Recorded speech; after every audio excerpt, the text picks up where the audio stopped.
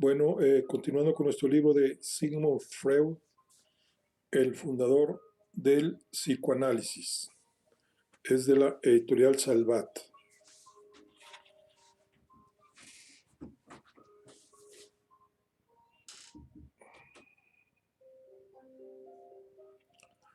Bueno, aquí nada más el texto dice que es de Ana Giardini, Ilaria Bayardini, Bárbara Casiola y Marina Maffoni, Laura Sanzini y Francesca Sicuro.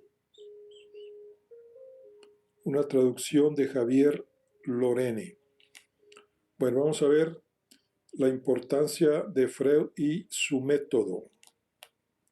Vamos a ver.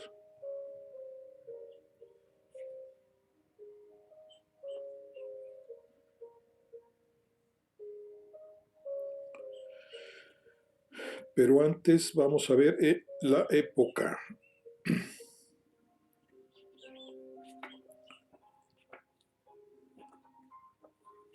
Un mundo de contradicciones.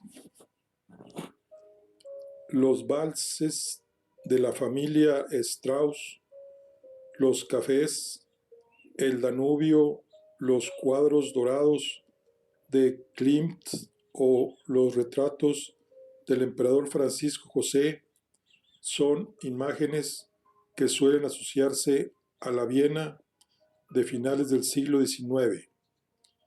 En ese ambiente tan deslumbrante, el padre del psicoanálisis creció, estudió, trabajó, desarrolló su pensamiento y cosechó una fama a escala internacional. Sin embargo, aquel mundo, pese a su aparente serenidad, ocultaba unas contradicciones insalvables. Desde 1848, el imperio austriaco se hallaba bajo la égida de Francisco José I de Habsburgo, quien ocupó el trono hasta 1916. Su excepcional longevidad lo convirtió en autor y testigo involuntario del desmoronamiento de todo el mundo, guardián vocacional del orden y la tradición, tuvo que vérselas con éxito bastante dispar con políticos tan hábiles y desprejuiciados como el italiano Camillo Benso, conde de Cavour, el emperador francés Napoleón III o el canciller prusiano Otto von Bismarck. El ojo crítico de la sátira ilustra muy bien el dramatismo de la situación. Anton Menzel, uno de los pintores alemanes más importantes del siglo XIX, dibujó una viñeta que representaba con gran eficacia el choque entre Prusia y Austria. El elefante austriaco, viejo y cansado, aunque todavía imponente, miraba con suspicacia al joven león prusiano, hambriento, que merodea a su alrededor, presto a abalanzarse. Y en 1866, transcurridos unos pocos meses de la guerra austro-prusiana, el león abatió al elefante. Había comenzado el declive definitivo del imperio, convertido ya en una potencia secundaria tras las cesiones territoriales, y el debilitamiento de su esfera de influencia. Durante aquellos años de derrotas militares, Isabel de Baviera, 1837-1898, más conocida como Sisi, con quien se había casado en 1854, se convirtió en un oasis de paz y felicidad para el joven emperador. Su carácter reflexivo y timorato no pudo resistirse a la vitalidad y la energía de su prima. La joven, con todo, hubo de hacer frente a un protocolo férreo, una suegra obsesiva y unas obligaciones que acabaron por asfixiarla. En 1857, en el transcurso de un viaje que realizó junto con su marido y su hija por las provincias italianas y húngaras del imperio, se encontró con un frío recibimiento.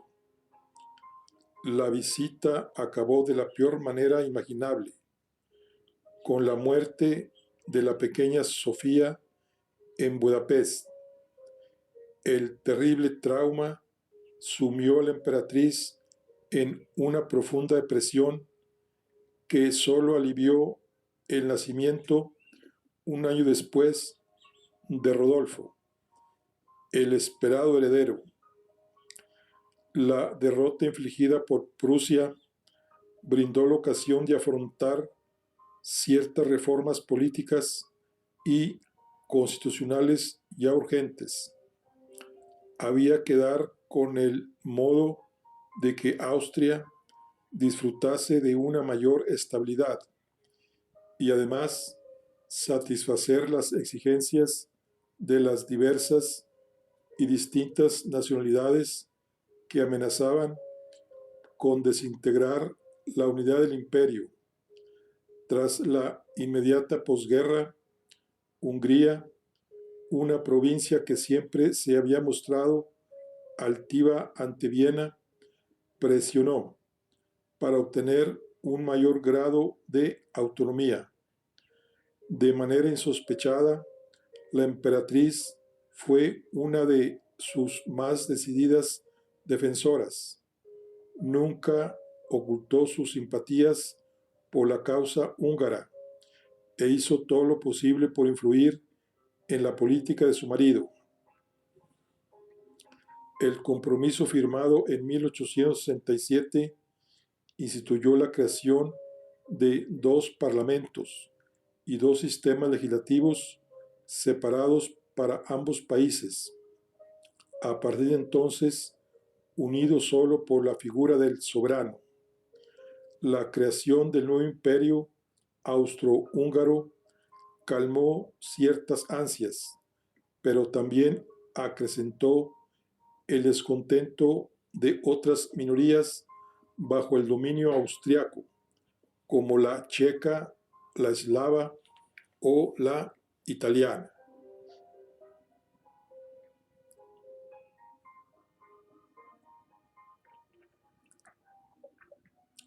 Arte y cultura a finales del siglo XIX. Durante estos años tan intensos y comprometidos, Viena se hallaba en plena transformación. La población de la ciudad se duplicó y se derribaron las murallas medievales para dejar paso a avenidas amplias que recordaban a los bulevares parisinos. A lo largo de la nueva Ringstraße se sucedían los palacios de la rica burguesía, los edificios administrativos y los cafés, que se convirtieron en el lugar de encuentro por excelencia de la buena sociedad, con sus usos, tiempos y costumbres, y que frecuentaban escritores, periodistas, poetas, músicos, arquitectos y pintores. Una nueva generación de artistas e intelectuales, la Junge Wien o Joven Viena, aspiraba a distinguirse de sus predecesores y enfrentarse a la tradición y la cultura del pasado.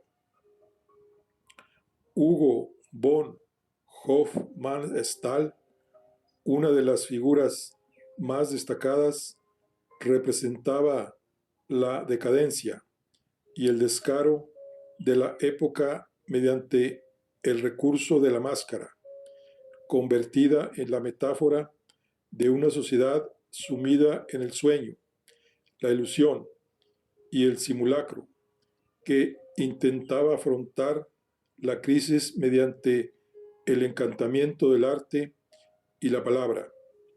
Karl Kraus, en cambio, se enfrentó a la descomposición reinante con una ironía cruel y despiadada que no respetaba ni al emperador ni a la nueva disciplina psicoanalítica. Bien asimismo acogía a una gran comunidad judía, a cuyos miembros se les concedió por fin en la década de 1870 los mismos derechos que el resto de los ciudadanos, aunque podían desempeñar con libertad cualquier profesión, no estaban bien vistos, tal como ocurrió durante la crisis económica de 1873, que tanto daño hizo a Jacob Freud y en la que se les acusó de especular abusivamente y dañar los intereses austríacos. Pese a la abierta hostilidad con que se los trataba, los judíos vieneses participaban en la vida del país y habían asumido las costumbres y la identidad germánica hasta el punto de acostumbrarse a vivir con los prejuicios que ya en la década de 1930 rebrotaron con inusitada virulencia. A Freud nunca le gustó Viena, en parte por el antisemitismo y las condiciones en las que vivía la comunidad judía. En su obra Contribución a la historia del movimiento psicoanalítico 1914, la acusa de haber entorpecido por todos los medios el desarrollo del psicoanálisis y se lamenta de la indiferencia con que lo acogieron los círculos culturales y universitarios, que nunca se lo tomaron en serio. Le molestaban no solo aquel desdén por su actividad científica, sino también la hipocresía y el estado de ánimo de la capital. Entre los aspectos más llamativos de la época figuraba sin duda la propia concepción de la sexualidad. En una sociedad fuertemente patriarcal y machista, se había convertido en una cuestión que se trataba en privado. Las mujeres, sofocadas por vestidos incómodos que ocultaban las formas, se veían obligadas a contraer matrimonios de conveniencia. Los afectos y la sexualidad quedaban relegados a un segundo plano y acababan dando pie a una especie de doble moral. A la castidad y la integridad públicas se contraponía en la esfera privada una curiosidad morbosa por el sexo, La alta burguesía vienesa, que frecuentaba los cafés y condenaba la prostitución, aunque disfrutaba de sus servicios, encontraba en el baile otros de sus pasatiempos preferidos. Durante años, la escena musical estuvo dominada por la familia Strauss. Johann Strauss, padre, alcanzó una gran fama gracias a sus vals, así como por la marcha Radetzky.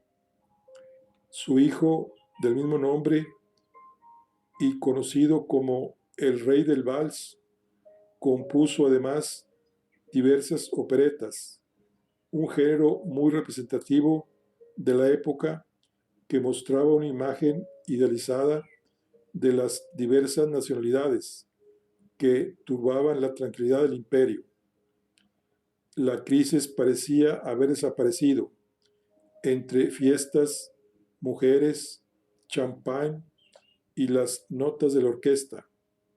Sin embargo, poco antes de que terminase el siglo, irrumpió Gustavo Mahler, un compositor casi contemporáneo de Freud y también de origen judío. Tras una carrera dispar y una conversión sospechosa al cristianismo, obtuvo el puesto de director de la ópera de la corte, que le habría sido vetado en el caso de que hubiera mantenido la fe hebrea. Si bien los ataques de ciertos sectores antisemitas lo obligaron a dimitir, el hecho de que su matrimonio no fuese demasiado afortunado le permitió tratar, aunque durante unas pocas horas, con el padre del psicoanálisis, después de haber cancelado la cita varias veces. A su muerte, la escena musical vienesa quedó literalmente hecha trizas por el estridente Arnold Schoenberg, cuyas nuevas formas escandalizaron a la alta burguesía. En 1913, una de sus audiciones despertó tal malestar en el público que pasó a la historia con el sobrenombre de El concierto de la bofetada. Las artes plásticas no iban a la saga, gracias a las propuestas de la llamada Sesión Vienesa y de creadores del calibre de Gustavo Klimt y Egon Schiele. El nuevo estilo del arte austriaco, equiparable al Jugendstil alemán o al Arts Nouveau francés, se rebelaba contra el academicismo y la tradición. Los nuevos tiempos necesitaban nuevas artes y se creó un grupo vivo y genial que promovió el renacimiento de las formas para dar a cada época su arte y a cada arte su libertad.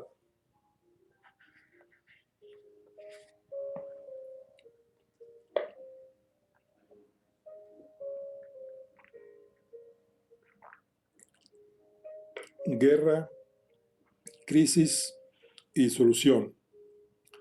El brillo del oro de los cuadros de Klimt recuerda al esplendor de la sociedad austriaca de finales del siglo XIX, un esplendor superficial que esconde problemas y tensiones muy profundas que no se resolvieron tras la firma del compromiso de 1867.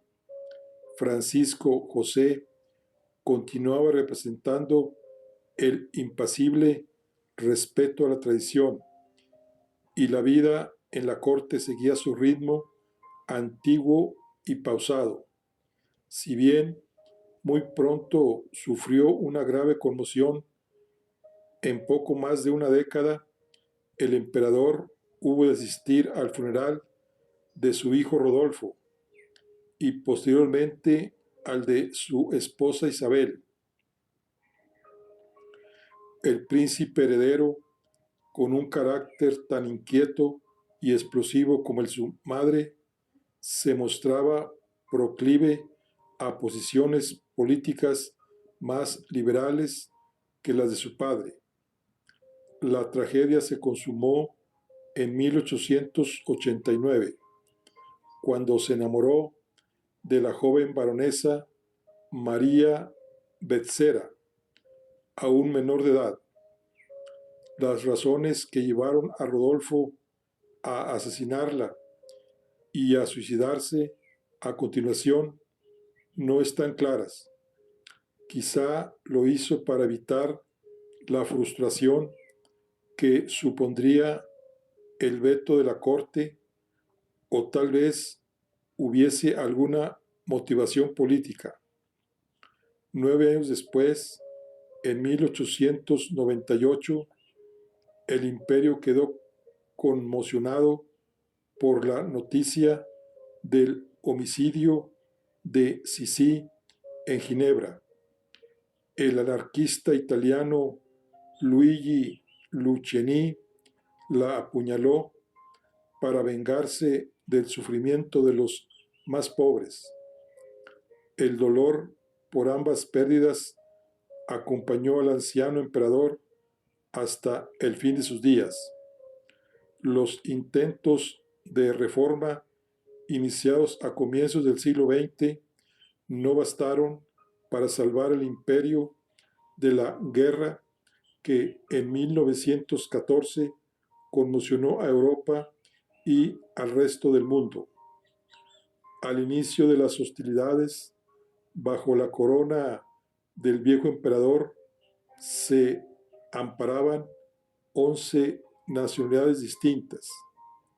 El 28 de junio de aquel año, en Sarajevo, el joven serbio Gavrilo Princip mató con sendos disparos al archiduque Francisco Fernando, nieto de Francisco José, y a su mujer Sofía.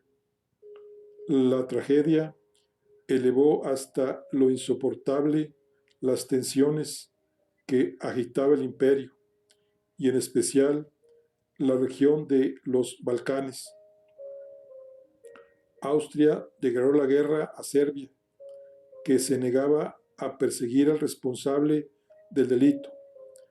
En un primer momento se pensó que se trataría de un conflicto breve y muy localizado, pensado para pacificar el área, mientras el emperador confiaba en que Dios y su pueblo comprenderían los sacrificios que estaban por venir. Sin embargo, una cadena de alianzas y pactos secretos acabó por desencadenar lo que se convertiría en la Primera Guerra Mundial. Francisco José no sobrevivió al conflicto. Falleció a los 86 años tras 68 de reinado, el 21 de noviembre de 1916. En su tumba, situada en el convento vienés de los capuchinos, donde desde siglos atrás descansan los Habsburgo, no solo yace su cuerpo, sino el imperio austrohúngaro. Le sucedió en el trono Carlos I, su bisnieto, que intentó en vano resolver el conflicto de manera pacífica. Tras la Conferencia de Paz de París, el imperio quedó desmantelado. Algunas regiones pasaron a otros países como Italia y otras adquirieron la independencia. Austria se convirtió en una pequeña república con una capital roja muy pendiente de cuanto ocurría en Rusia y un campo muy apegado a los valores religiosos y tradicionales. Hubo que pagar un precio altísimo, casi 2 millones de muertos y 4 de heridos. Entre los prisioneros de guerra se encontraba uno de los hijos de Freud. El padre del psicoanálisis contempló impertérrito el fin del mundo en el que había crecido y tal como reconoció más tarde, no derramó ni una lágrima por la vieja Austria. En la Nueva Europa, la República Austriaca se vio sumida en un periodo de agitación social y político que se agravaría con la terrible crisis económica de 1929, al igual que en Italia, donde Benito Mussolini tomó el poder en 1922, y en Alemania, donde Hitler hizo otro tanto en 1933, Austria se vio sumida en una dictadura. En 1932, Engelbert Dollfuss creó un gobierno nacionalista próximo al fascismo italiano, que disolvió los partidos políticos y limitó las libertades y los derechos civiles. En 1934, la situación se hizo insoportable. Alemania intentó invadir el país. Dollfuss fue asesinado y el régimen autoritario se fortaleció. 4 años después, se resolvió con éxito el nuevo intento de anexión por parte de Hitler. Había terminado la independencia austriaca. El Anschluss coincidió con el viaje de Freud al Reino Unido para escapar de la persecución de los nazis contra los judíos. El viejo imperio austrohúngaro no sobrevivió a la guerra y la joven república tampoco pudo hacer frente a los grandes cambios que se dieron en las décadas de 1920 y 1930.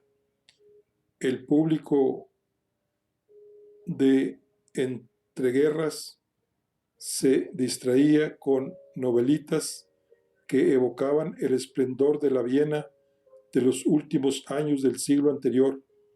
Si bien hubo escritores que optaron por describir la crisis de manera despiadada, con una ironía feroz y vehemente.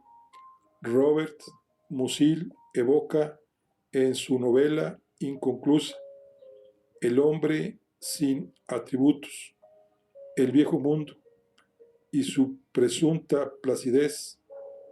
Joseph Roth, de origen judío y al igual que Freud exiliado, representó a la perfección el dolor, la tristeza y la desesperación que siguió a la disolución de la Austria de los Habsburgo. Junto con Francisco José se desvaneció todo valor y toda seguridad, y Roth lo cuenta sin nostalgia, aunque con la impresión de que aquel mundo ya no era posible. Una de sus obras más conocidas, La cripta de los capuchinos, termina de manera emblemática con la imagen del protagonista refugiándose cerca de la tumba de Francisco José al enterarse de la llegada de los nazis. Sin duda, aquel mundo había llegado a su fin.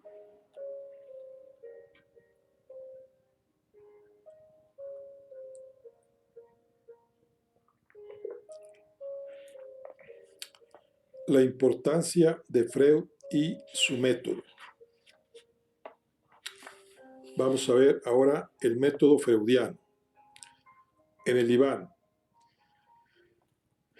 el paciente que entraba en el estudio de Freud quedaba impresionado, tanto por la cantidad y la variedad de objetos que había como su aparente desorden. Las dos habitaciones, una en la que el doctor residía y otra en la que se dedicaba a sus investigaciones, están sobrecargadas. Los estantes se doblaban bajo el peso de los libros. Las paredes estaban cuajadas de pinturas y fotografías. Había por doquier copias de bajorrelieves y hallazgos arqueológicos, así como esculturas que invadían el escritorio y el resto del mobiliario. Su pasión por la antigüedad era tan fuerte como la que sentía por los libros y los cigarros. Había quien tenía la impresión de entrar en algo parecido a un museo o a un templo. Y luego, frente a la mesa, el diván, el célebre diván de Freud, donado por un paciente en 1890. Estaba colocado contra una pared, cubierto de almohadas y alfombras orientales. Aunque la foto de Freud, cigarro en mano y con la vista fija en el observador, se ha convertido en un ícono, no es menos cierto que el diván se ha hecho un hueco en la imaginación popular hasta convertirse en el objeto paradigmático del psicoanálisis. Cuando el paciente se tendía, Freud se colocaba detrás, sentado en una cómoda silla tapizada en verde, y como mientras escucho, yo mismo me abandono al decurso de mis pensamientos inconscientes. No quiero que mis gestos ofrezcan al paciente material para sus interpretaciones o lo influyan en sus comunicaciones. Sobre la iniciación al tratamiento, nuevos consejos sobre la técnica del psicoanálisis de 1913. El trabajo ya puede comenzar. Los estudios sobre la histeria que realizó con Charcot y Breuer le permitieron avanzar en la hipótesis de que los síntomas histéricos poseen un significado oculto. Los síntomas, de hecho, parecen cesar tan pronto como el paciente, bajo hipnosis, recuerda un trauma olvidado. Al narrarlo, revive lo ocurrido, experimenta ciertas emociones relacionadas con su memoria y se libera en cierto modo de la carga emocional que arrastraba. La hipnosis, sin embargo, se mostró muy pronto como una solución paliativa. Alivia los síntomas, pero no puede eliminarlos por completo. El trauma persiste y el paciente no puede dominarlo, ni evidentemente curarse. Freud, tras diversas pruebas, adoptó una técnica distinta para el tratamiento de las enfermedades mentales. La histeria, término utilizado en la psiquiatría del siglo XIX para referirse a problemas psicopatológicos de índole neurótica que solían padecer pacientes femeninos.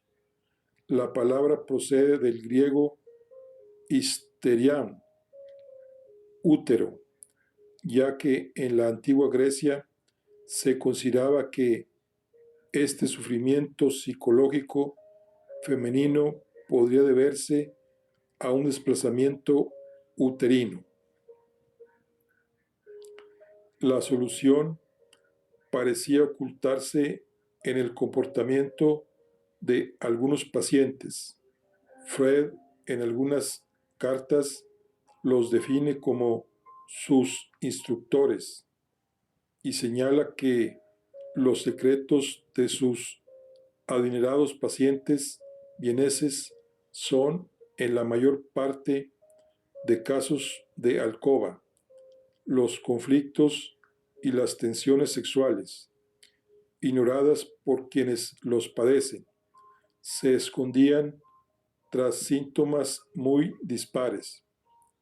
Freud los invitaba a recordar las circunstancias en las que estos habían aparecido, a que le contasen de forma espontánea sueños y pensamientos sin seguir ningún orden aparente. En una ocasión, Emmy von N. lo reprendió por haber interrumpido el libre flujo de sus pensamientos con sus preguntas. Freud entendió que era mejor aprovechar las palabras incontroladas de los pacientes y rastrear su huella en sus recuerdos e inquietudes. Asimismo, y de manera paralela, se sirvió del autoanálisis para enfrentarse a su paciente más difícil, él mismo, y comenzó a tomar nota de sus sueños. Su experiencia entre 1892 y 1898 le permitió abandonar la práctica de la hipnosis y experimentar el método de la asociación libre, la curación mediante la palabra. Como reconoció posteriormente, el método resultaba bastante agreste, casi primitivo, pero le permitió descubrir y poner a prueba los conceptos básicos de su propia disciplina. El psicoanálisis nació y dio sus primeros pasos a partir de este arte de la escucha.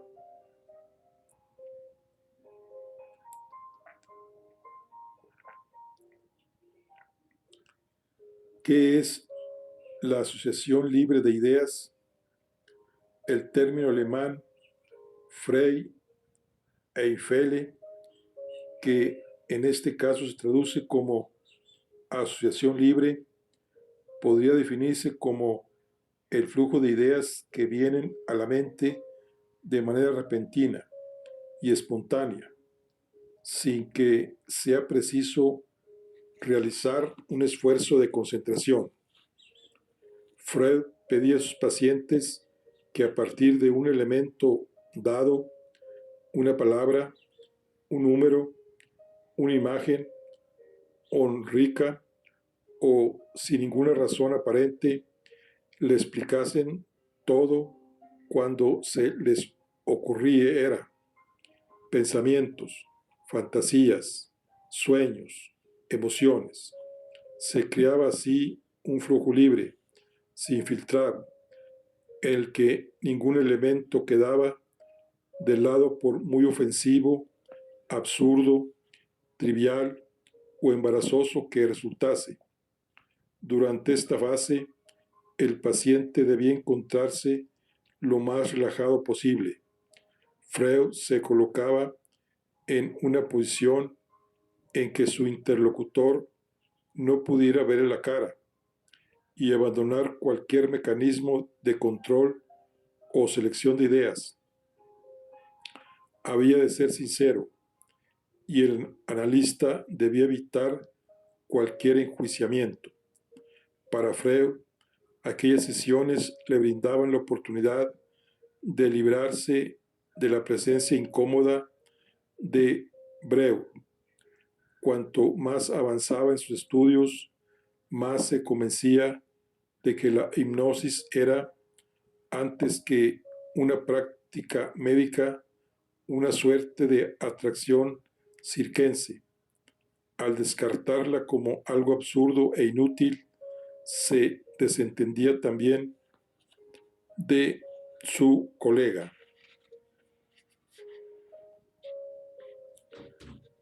Esta concepción presupone que el paciente, al dejar que su mente vague en libertad, elude la censura, particularmente activa durante el día, y reduce la presión sobre las defensas que impide que emerjan los contenidos inconscientes. Freud comparaba tal actividad con las excavaciones arqueológicas que sacaban a la luz una ciudad enterrada. Los restos olvidados se abren paso tras la arena que los cubre y los oculta, y que durante mucho tiempo ha engañado al observador desprevenido. Evidentemente, las cadenas de asociaciones no guardan una relación estricta con estos vestigios, pero aportarán ciertas pistas para detectar aquello que se mantiene censurado. Con todo, no existe ninguna certeza de que tales asociaciones sean libres. Quizá su falta de hilación sea aparente. A decir verdad, las necesidades terapéuticas del paciente, así como su conciencia de que se ha sometido a un tratamiento bajo la guía experta del terapeuta, permiten orientar esas asociaciones para que cobren sentido. De este modo, el analista puede identificar aquellos elementos de la historia con la que restaurar tras un meditado trabajo de interpretación la causa de los síntomas de una manera similar a cómo un arqueólogo en su excavación identifica fragmentos, estudia su forma e intenta reconstruir el objeto exhumado. Aunque Freud nos recuerda que algunos de sus primeros pacientes se negaban a admitir, posiblemente dominados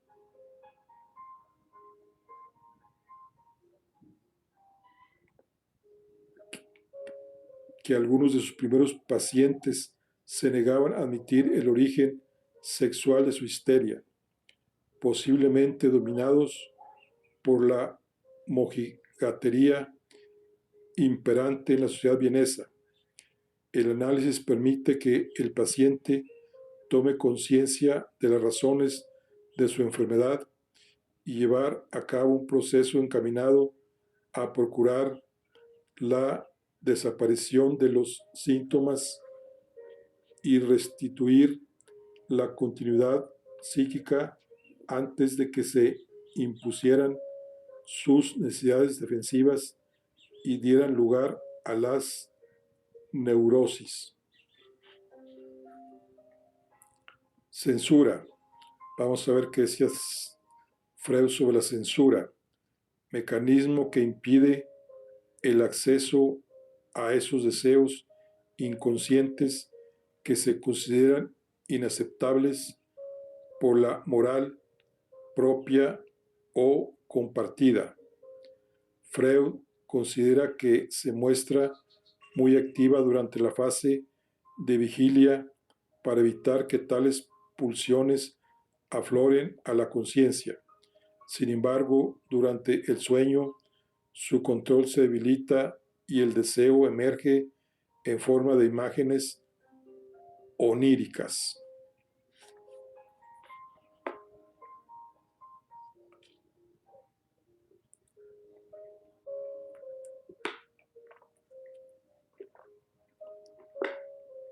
Vamos a ver qué dice Freud sobre la neurosis, conjunto de trastornos psíquicos asociados al sufrimiento psicológico y originados por conflictos inconscientes.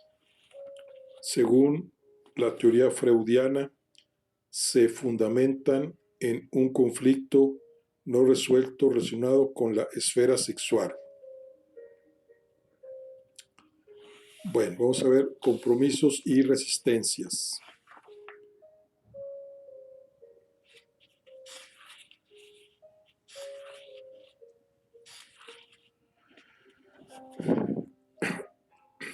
En el caso de que el terapeuta note que el paciente es incapaz de dejarse ir y no le cuente todo cuanto le viene a la mente, se hallará ante una resistencia y un mecanismo defensivo que va mucho más allá de la censura, ya que es muy probablemente se estarán desarrollando a un nivel inconsciente.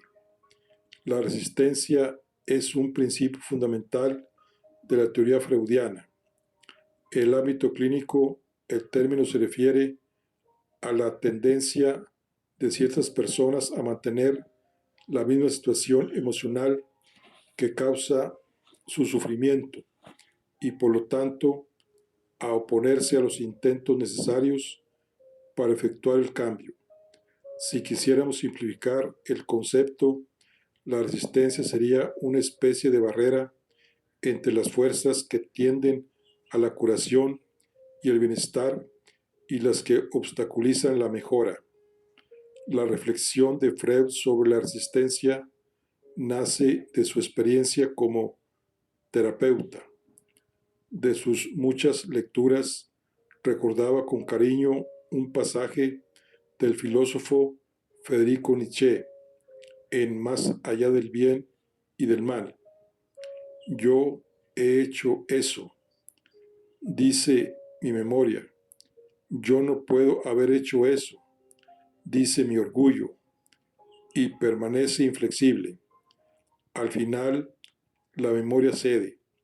Durante sus sesiones, sentado tras el paciente, reconoce como legítimos esos intentos por resistirse al tratamiento y acuña el término. La práctica y la investigación le permiten definir mejor el concepto y distinguir entre dos fenómenos distintos. El primero se manifiesta mediante una obstrucción mientras discurren las asociaciones libres. El paciente se bloquea, no sabe qué decir y manifiesta que no se le ocurre nada más. El segundo, con el que Freud hubo de vérselas en muchas ocasiones, se produce cuando se repite una forma de relación con una persona muy significativa para el paciente y la superpone a la que mantiene con el terapeuta o con otra persona. Emerge así una manera de comportarse y relacionarse con el pasado, en la que de soslayo el hecho de que la persona con la que se mantiene esa relación en el presente es muy distinta. El proceso terapéutico depende en gran medida del grado de comprensión que se tenga de esas resistencias y sobre todo del hecho de que la persona se dé cuenta de su existencia. Ya en sus primeros escritos sobre la técnica psicoterapéutica, Freud señalaba que este mecanismo ejerce una fuerza muy poderosa que acompaña al tratamiento en cada fase. Los pacientes ponen en marcha estas estratagemas para defenderse de la intrusión del terapeuta, como si prefiriesen sufrir en lugar de recordar y aceptar ciertas verdades que resultaban embarazosas y sobre todo muy dolorosas. El ardid adopta muchas formas como, primero, la represión, que impide que esos deseos, pensamientos y emociones afloren a la conciencia, a fin de evitar la ansiedad y la angustia que origina. 2. La resistencia del ello, mediante una tendencia inconsciente a repetir en las relaciones adultas mecanismos, patrones y comportamientos que son una expresión de los impulsos y sufrimientos infantiles. 3. La resistencia de transferencia, que conduce a la repetición compulsiva de relaciones y conflictos pasados. 4. La resistencia a los beneficios secundarios, vinculada a lo que esos síntomas deparan al paciente, más atención de los suyos, una excusa en la que ampararse para evitar compromisos o situaciones no deseadas, etc. Y 5. La resistencia del super-yo, determinado por la culpa. Mis sufrimientos son las consecuencias de mis errores, y la necesidad masoquista de ser castigado. No merezco sentirme bien, que dificultan el progreso terapéutico, que aliviarían sus cuitas. Tras esta larga lista se ocultan trucos y subterfugios que tal vez parezcan inofensivos, pero que el terapeuta debe recordar de inmediato. Por ejemplo, el hecho de llegar tarde o de no presentarse a una cita puede considerarse un típico caso de resistencia. También lo son olvidarse de las interpretaciones del terapeuta, mantenerse en silencio durante las sesiones, dejar de abonar la minuta, bostezar, mostrar una hostilidad repentina con el analista o desinteresarse de la terapia. Al principio, Freud pensaba que podía superar este obstáculo, explicando al paciente de manera comprensiva, pero insistente, la naturaleza y el significado de la resistencia. Sin embargo, no tardó en desechar la idea e incluso se convenció de que era perjudicial. A partir de entonces, contempló el problema desde un ángulo distinto, como una consecuencia de la historia médica de la persona, un síntoma de lo eliminado y por lo tanto el mayor obstáculo para el trabajo terapéutico. El proceso de análisis tenía como objetivo descubrir paso a paso toda resistencia, desmantelarla, averiguar qué está protegiendo y superar la barrera que supone. Desde este punto de vista, el método freudiano se centra en gran medida en la comprensión de estos mecanismos de resistencia. Y léase bien, comprensión, no ataque frontal. Freud se indignaba cuando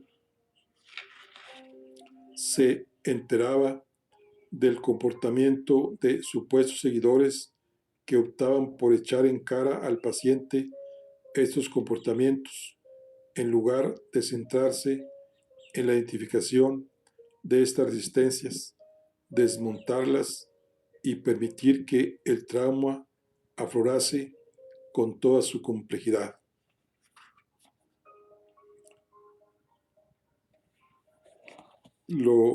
Cómo define coacción a la repetición, tendencia incontrolable, completamente inconsciente, a ponerse en situaciones dolorosas sin darse cuenta de que se han originado por iniciativa propia con el afán de recrear una vieja esperanza. El paciente de este modo recrea por obligación, coaccionando situaciones que le causan sufrimientos y malestar. Bueno, aquí estamos en el tema de el método freuniano, en el diván, que es la asociación libre de ideas, compromisos y resistencias. Y aquí nos vamos a concluir. Después, en la siguiente charla, vamos a ver lo que es el método del pasado al presente. Vamos a hacer un caso, el caso de Ana O. Vamos a ver si es positivo o negativo. Vamos a ver del analista al paciente. Y luego ya vamos a entrar a lo que es la interpretación de los sueños. El sueño, que es la puerta al inconsciente. Pero cómo deben interpretarse los sueños. El simbolismo en el sueño. Vamos a ver. Las preguntas más frecuentes. Los mecanismos del sueño. Y Fred sueña con Irma. Por esos temas los vamos a ver en la siguiente charla. Por lo pronto, hoy terminamos. Nos vemos en la siguiente. Hasta luego.